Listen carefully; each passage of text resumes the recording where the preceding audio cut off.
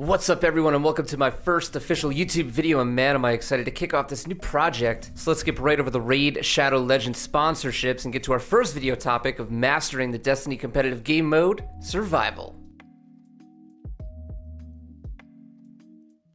Before we dive into the tips, let's break down Survival for those that may be new to the mode. So this is Bungie's current form of a ranked competitive playlist, which is a 3-on-3 round-based mode, where each team shares a pool of 4 respawn lives. Once those lives have been consumed, defeated Guardians will be knocked out for the remainder of the round, and rounds are won by either knocking out all opponents or by having more lives when the round timer runs out. If the teams happen to be even on lives when the time is up, a flag will spawn, granting the win to the team that captures the zone. The first team to 4 round wins takes the game.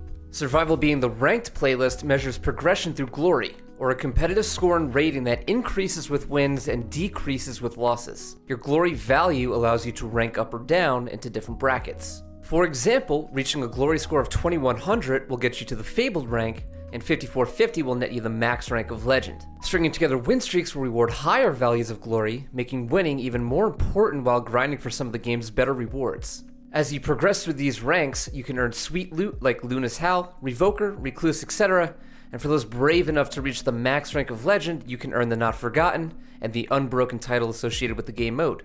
For the real collectors out there, the Mida Multi-Tool Catalyst also has a chance to drop from some of the higher glory ranks. So now that we see the importance of winning in Survival, let's break down some of the main themes to ensure success. The topics we're going to be discussing are subclass choices and team synergy, shared lives and map positioning, heavy ammo economy, and using supers effectively. Winning in Survival starts with your team's choice of subclasses and abilities and how those synergize together. I highly recommend pairing 2 offensive supers with 1 defensive.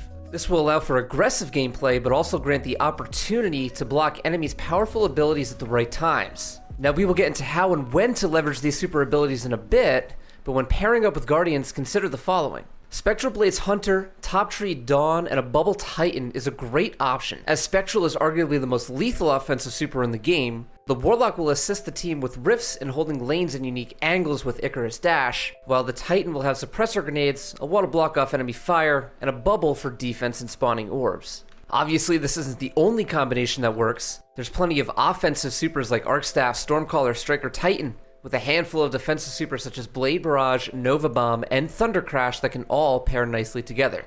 Alright, so we got our team and we're loading in, but let's remember the fact that we're all sharing lives, so don't go out wasting any of them. But for real, round wins are often dictated by which team gets initial map control and what we will refer to as life advantage. As mentioned earlier, rounds can be won by having more lives than the enemy team when the timer runs out. Any point in the round where you have a greater number of lives grants you this life advantage, putting you in control of the pacing and flow. As the round is starting, it is critical to play with your allies and team shot to get that first pick.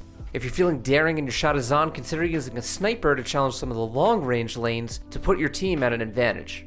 If at any point your team gets that first pick, you are now in a 3 versus 2 situation and the aggression level should be maximized. If 3 teammates pounce with coordination, cleaning up the remaining Guardians should come with ease. One of the bigger mistakes I see in this game mode is excessive passive movement, as opposed to striking the opposing team when they are down a Guardian. So now that we have life advantage and control, the opposing team is forced to make a move to even the playing field. This is where it is crucial to keep the teamwork up, not making the mistake of overextending by yourself and throwing an unnecessary life to the enemy team. When in control, it's really important to keep 2 locations in mind. 1, the heavy ammo spawn, and 2, the flag that can potentially spawn if both teams have even lives when the time runs out. Now, I know not everyone is a fan of heavy ammo usage, but it locks down Survival wins. When in advantage, I recommend defending the heavy ammo until it is available to pick up. This is a great time for a Titan Wall or Warlock Rift for some extra support. And I'd also recommend using heavy weapons that are good for shutting down supers, like the Tractor Cannon or Wardcliff Coil. And if you don't feel like giving up an exotic slot, consider a grenade launcher or LMG. Once heavy ammo is obtained, just make sure to use it wisely, chipping away at the enemy's lives, hopefully knocking out a Guardian or 2. Sticking with the theme of playing together and not overextending, we're also remembering the location of the spawn point. If your team manages to hold this point with the life advantage, the opponents are forced to make a play, oftentimes making mistakes and pushing right into your scopes. With that being said, this is basically the recipe for holding down round wins. Now let's be honest, we're not going to get the first pick every round, so it's important to have both enemy and teammates' positions in mind. If an ally goes down, there's nothing wrong with backing out of an engagement to save shared lives and wait for a more coordinated team push. Always try to shoot in the same direction of your teammates and be cautious of wandering off by yourself, holding on to your team's shared lives. So at this moment, we've chosen our subclasses, we're playing well as a team and securing heavy ammo, so now it's time to talk about using our supers effectively. Most close games come down to which team uses supers with higher efficiency. If we follow our recipe to lock in wins, we should have our first supers active in the 3rd to 4th round. Supers should be used in winning situations, some examples being at the start of rounds to gain life advantage, to secure heavy when the time is right, or even to close the door on opponents during overtime.